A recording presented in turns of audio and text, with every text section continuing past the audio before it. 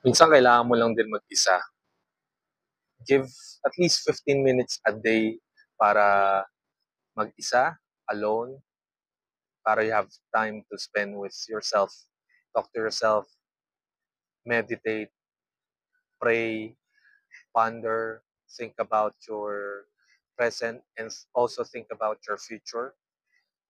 Minsan, kailangan mo lang din lumayo dun sa ingay, yung panay trabaho, and isipin mo na you're created here to do something and you have a mission to do. Okay?